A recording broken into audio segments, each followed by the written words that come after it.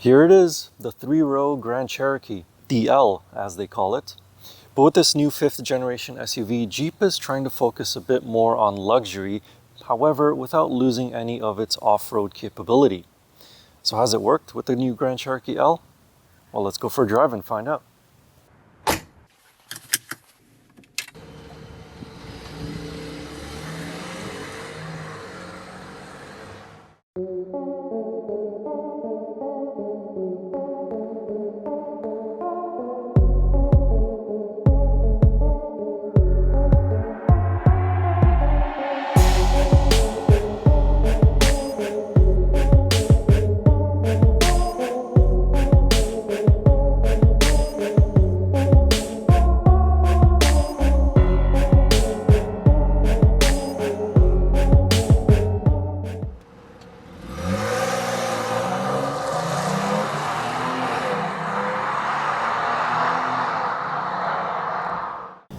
So under the hood of the Jeep Grand Cherokee L, you will find a 3.6 liter V6.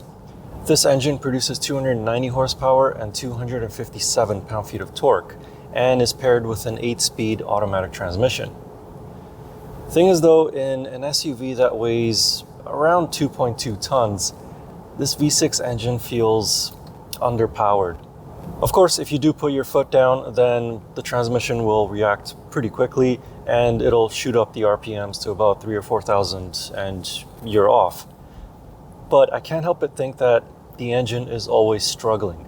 Every time you accelerate from a stop, the engine has to rev up to 300, maybe 3,500 RPMs, or when you're overtaking someone on a highway. Again, the engine really needs to rev in order to get this much mass moving. Happily, however, the Jeep Grand Cherokee L is available with a Hemi V8. And that's the one that I would probably recommend because, like I said, this V6, it just always feels like it's straining, like it's always struggling to pull nearly 2.2 tons of SUV. Hopefully in the future, Jeep will put the 4xe powertrain in this Grand Cherokee L. At the time that I'm filming this, they haven't announced anything about the 4xe powertrain in the L version, the three-row version of the Grand Cherokee. But they did announce it for the two-row version of the Jeep Grand Cherokee. So I can't see why they wouldn't include it in this L version as well.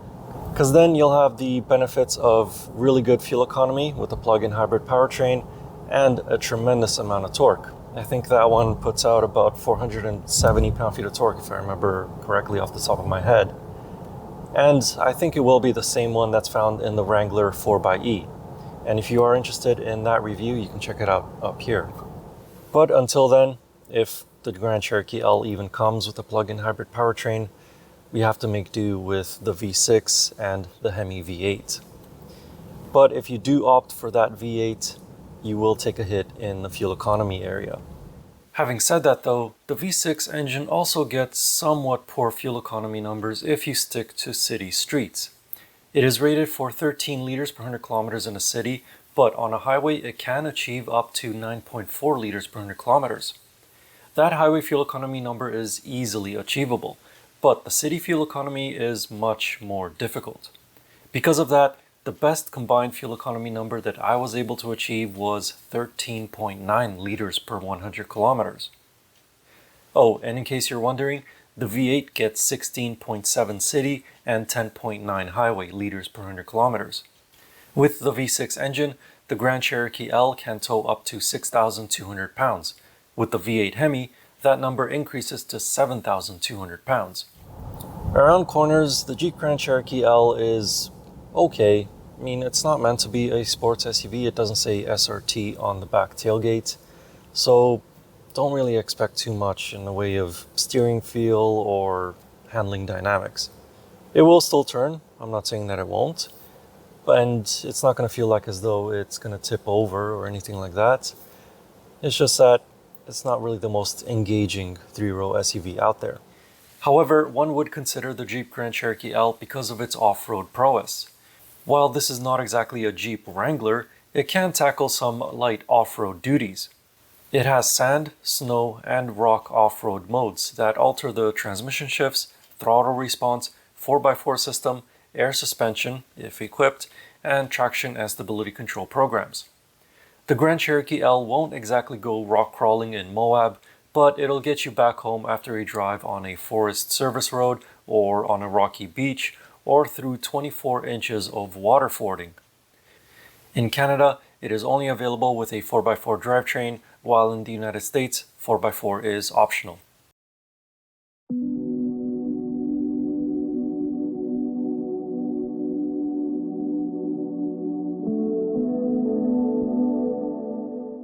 In terms of ride comfort in this Grand Cherokee L, it's pretty good. This Overland trim comes with air suspension, and the suspension does a really good job of not only isolating the bumps, but not completely disconnecting you from the feel of the road. What impresses me more about this air suspension system, coupled with the dampers, is that after you drive over a particularly bad bump, the body gets settled very, very quickly. Just one jounce, and that's it. The body is immediately settled. As for noises inside the cabin, you will hear a little bit of tire noise on highways, but it's not too obtrusive. Wind noise is actually pretty well subdued. However, what you will hear a lot of is engine noise from this V6, particularly when you accelerate from a stop or when you go to overtake someone on a highway. This V6 is a noisy little bugger, and unfortunately, it's not a very pleasant sounding V6 engine.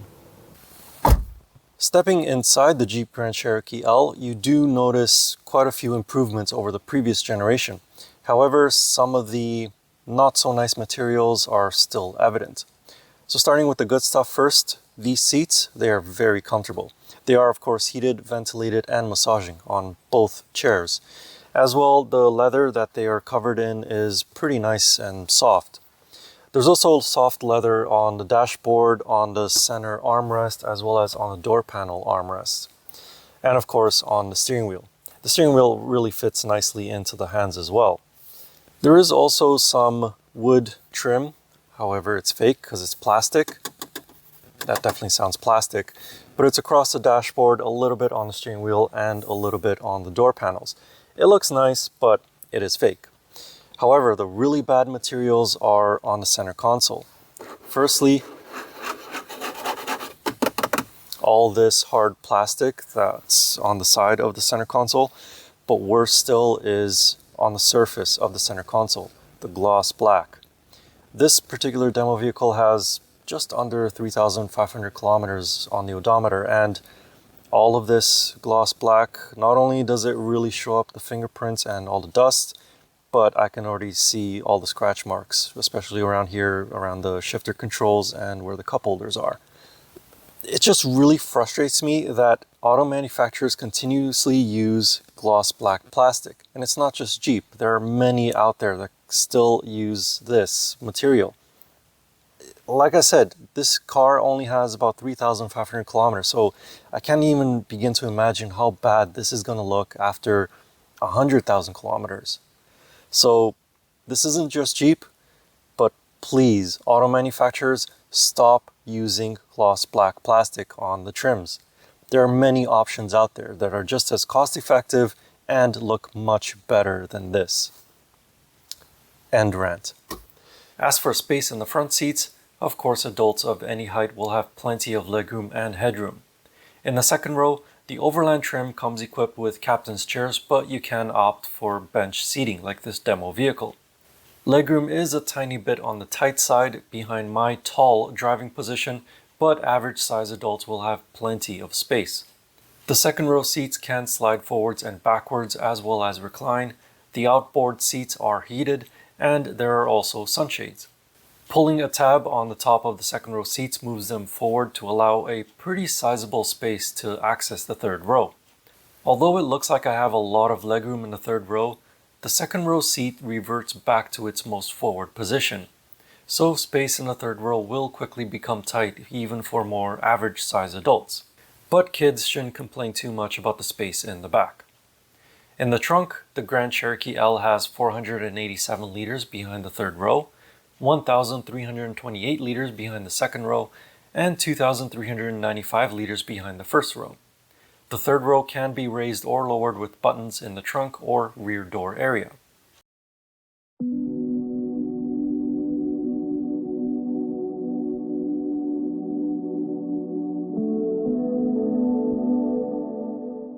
The 2021 Jeep Grand Cherokee L starts at $52,495 Canadian, with this Overland trim costing $68,745 Canadian. A fully loaded Summit Reserve trim will cost you closer to $83,000 Canadian. For the money, the Grand Cherokee L has a lot of gadgets. The usual luxury features are there, which include leather upholstery, heated steering wheel, heated, ventilated, and massaging front seats, heated second row seats, panoramic sunroof, power liftgate, wireless phone charging, head-up display, surround view cameras, adaptive cruise control, lane keep, blind spot sensors, automatic emergency braking, LED headlights and taillights, navigation, and a powerful Macintosh sound system. A small word about the sound system: it has a very strong bass, so much so that I actually had to lower the intensity. But if you do like the bass, then this is the system for you. The Grand Cherokee L can also be equipped with a very cool night vision camera. It quickly highlights pedestrians and larger animals before the headlights shine on them. One other really big gadget that you get in the Jeep Grand Cherokee L is the new Uconnect 5 infotainment system. It's displayed on a beautiful 10.1-inch touchscreen. Lower trim levels get an 8.4-inch touchscreen. This is an Android Automotive-based system, so it does allow for over-the-air updates, and it has some degree of customizability. So here on the home screen, you can change whichever widgets you want, and if you swipe down, you have your favorites menu. The touchscreen itself is really responsive, and it's pretty easy to navigate all around the infotainment system. This system does allow for 2 simultaneous Bluetooth connections, and it also allows for wireless Apple CarPlay and wireless Android Auto. However, I have noticed a couple of issues with connectivity with wireless Android Auto. At times, it would just disconnect, and then after about 30 seconds, it would reconnect. And then it would work for about 5 minutes, and then again, it would repeat. It would disconnect, and then after 30 seconds, it would reconnect. So it's just something that's a little bit annoying and not completely foolproof. If you do own a Jeep Grand Cherokee L, let me and others who are watching this video know what it's actually like to own it, if you've had any issues with the infotainment system. And speaking of any problems that you may or may not encounter, the Jeep Grand Cherokee L is covered by a 3-year 60,000 kilometer basic and 5-year 100,000 kilometer powertrain warranties. In America, it's the same time period, but 36,000 miles and 60,000 miles respectively. So I think Jeep took a step in the right direction with the new Grand Cherokee L. The interior feels much more luxurious than the previous generation, and you can equip it with a lot of technology. Plus, it's still off-road capable, to a certain degree, of course. However, it's not perfect. Some of the interior materials still feel a little bit cheap, especially for the price point that this can reach, and the Uconnect system still has a few connectivity issues. However, its biggest problem is what's under the hood. Like I said earlier, this V6 engine always feels like as though it's straining to move this much mass. You can remedy it by getting the V8, but it'll be expensive at the pumps. I think the best thing for Jeep to do is to fit the Grand Cherokee L with the 4xe powertrain. That solves the power issue, and it also gets you much better fuel economy. So hopefully one day we will see a Grand Cherokee L 4xe. But until then, if you want to know more about this Jeep Grand Cherokee L, I wrote a more detailed review of it over on my website. You can find that link in the video description, or click the pop-up banner up there. And as always, I will see you in the next car or truck or most likely another SUV. Anyway, thank you for watching. Please like and subscribe, and see you in the next video.